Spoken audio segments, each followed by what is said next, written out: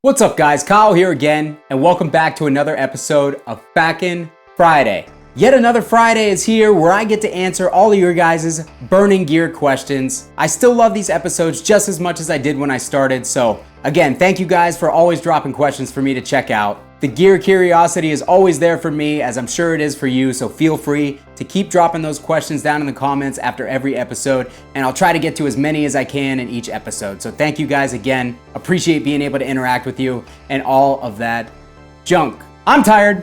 All right, guys, let's get into the questions for this week. First question comes from my man and Patreon, Ronnie Webster. Ronnie asks, what is an amp that you didn't expect to enjoy, but found yourself insanely fond of? I gotta say, my multi-watt dual rectifier really took me by surprise. It's really the first rectifier that I found myself enjoying, other than the Badlander, but the Badlander doesn't really count because it's not really the same as the other Badlander, the rectifiers. I'm gonna mess up a lot in this episode, I can already tell. But yeah, the Badlander's not the same as the other standard rectifier stuff. The multi-watt rectifier was just much tighter. It had a much more... It was much tighter. It had a much more aggressive upper mid-range thing going on, and man, that thing just spoke to me. As soon as I turned it on, the first time I played it, I bought it for 700 bucks. I bought it so I could use it for a few videos and then get it out of here because I didn't have any expectations of liking it. Lo and behold, I fell in love with it. It kind of got me to reconsider rectifiers in general, so now I've been picking them up a little bit more lately. I just got that triple that I did that video of not very long ago. I think it was like 2 weeks ago, and you guys really dug that one. I really dug that, so that triple's gonna stay around. I'm getting some modifications done to it by Mike Wagner at Wagner Amp Repair. He's kind of doing a couple simple modifications that'll take it a little bit closer to the feel and the gain structure of a Rev C rectifier. So I'll have a video on that, so stay tuned for that. But yeah, I really did not expect to like the multi-watt dual rectifier at all. Ended up falling in love with it. Honorary mention for that title would be my Soldano Avenger. It's the first Soldano that I owned. I bought it thinking that I wouldn't like it, thinking that it would be more akin to like a JCM 800, which I love JCM 800, so I don't know why I bought the Avenger thinking I wouldn't like it. Everybody that I had talked to who owned one in the past said that it just wasn't for like modern high gain guys, and I get that to an extent. It's got a little bit of a weird thing in the low end going on. That's the one critique I have of it, but other than that, that amp records really well, and it sounds awesome in the room. If I could just tighten up that low end a little bit, I would really love the Avenger, and regardless, I love it anyways. It sounds great. It's gonna be a recording amp for me in the future for sure. Hanging on to that one. Sounds fantastic. So yeah, those would be the two for sure. Number one, multi-watt dual rectifier. Oh, I can't stop burping.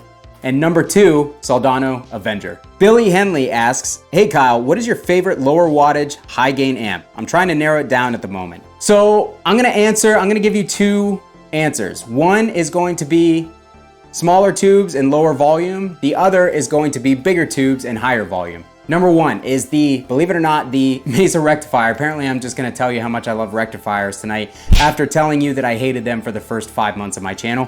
But anyways, the mini rectifier sounds fantastic. That thing absolutely rips, and I really dig the tones I got out of that. Even when I was shooting it back and forth between the Stealth, I tended to lean towards the mini rectifier. The only thing is EL84 based amps tend to compress a lot at higher volumes because the power tubes don't have that much headroom, and they don't sound that good in a band setting. They have no low end because it's so compressed and they just sound weird. So I love that one for lower volumes. It sounds incredible. For higher volumes, PRS MT15, definitely. You guys have already seen that amp 2 or 3 times on my channel. I really dig that thing. That thing hangs in a band setting all day. It's got a decent amount of headroom for having a smaller transformer because it has the bigger power tubes. And honestly, I just really like the voicing. My only gripe with that one is I wish that the voicing of the amp had a little bit more clarity. It's a little bit muddy compared to some of the stuff that I'm used to playing, but it's got a great amount of headroom for such a small package. So that would be my number one choice.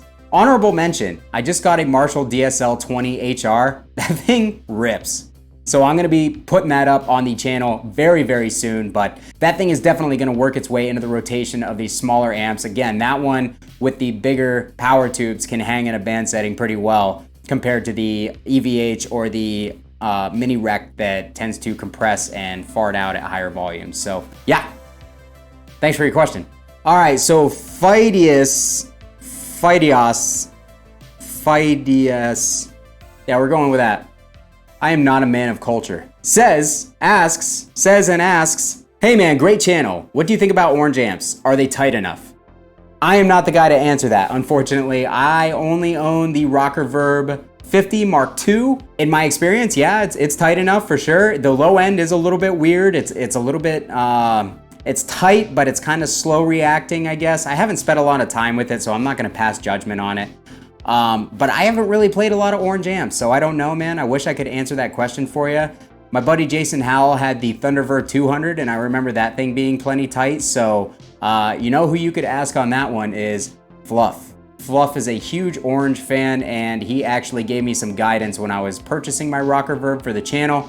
He would be the guy to ask on that, so maybe drop a line on his FAQ Mondays, and he might answer it for you. Unfortunately, I just don't have a lot of experience with them, so can't really answer that question faithfully for you. I'm sorry. Les Sharp asks, Kyle, what pedal do you use to run your ABY setups for your 2 rigs live? I was trying to do that whole thing looking at the camera, but my brain's not working. So I use the Radial Twin City Bones ABY switcher. This is going straight down the tank. But yeah, the Radial Twin City, that's the one that I use. I use it for 2 reasons, because it has a phase switch and it has a ground lift, and both of those come in handy when you're trying to run 2 amps together at the same time, because you will run into phasing issues, especially if you're running into the same cab and you're trying to run a stereo rig through the same cab, which I sometimes do. That phase and the ground lift are both gonna play a huge role in making sure that your tone doesn't get thinned out by phasing, because there is going to be some frequency cancellation between most amps. That's just the nature of pairing 2 amps together. So yeah, that's the pedal that I use. I highly recommend it. I absolutely love it. Works perfectly for all of my dickhead level stereo rig needs. All right, last question comes from Dark Horseman, and he asked 3 questions, but I'm gonna answer the first one, man, and you can leave the next ones under the next week's thing and give everybody else a chance at some questions. But I will answer your other ones in future episodes if you leave them under the comments. All right, so his question is slant cab versus straight cab. What's your preference and why? Like always, man, it depends on the amp. If I'm playing like a thinner amp, like a Marshall JCM 900 SLX, or even like the 2000, something that doesn't have a lot of overall girth, I'm gonna tend to lean towards a B cab or a straight cab, because those have a little bit more internal volume. They tend to be a little bit fuller in the bass frequencies and a slightly more hollow in the mid frequencies, which complements those brighter, thinner amps. Now, if I'm playing something big and full, I tend to like the slant cabs. The slant cabs just tend to have a nicer midsection overall. I tend to like slant cabs better overall, period.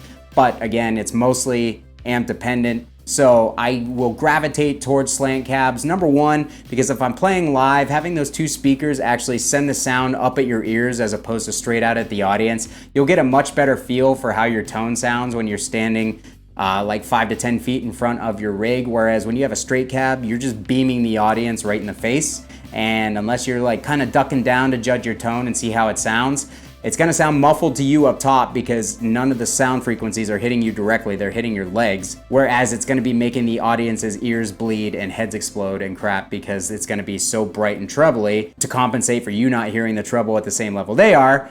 So anyways, yeah, you gotta take that stuff into account if you're playing in front of an audience. If you're playing at home and you're sitting down, it doesn't make as big of a difference, but again, the straight cab's gonna be a little beefier and a little bit more hollow in the mids generally, whereas a slant cab will be a little bit rounder in the mids and a little bit tighter. So yeah, my preference is generally towards the slant cab for those reasons. I like to hear myself when I'm playing. I like mids, and generally the amps that I'm playing I feel are thick enough that they don't need help by a beefier cab, but it's all situationally dependent. So anyways, yeah, that's gonna do it for me this week, guys. I really appreciate your questions as always. Please leave your questions for next week's episode down in the comments, and I will be sure to do my best to get to them. If I'm not answering your guys' questions, just keep leaving it. If I keep seeing questions that I'm not getting to, I'll make a priority to get to them.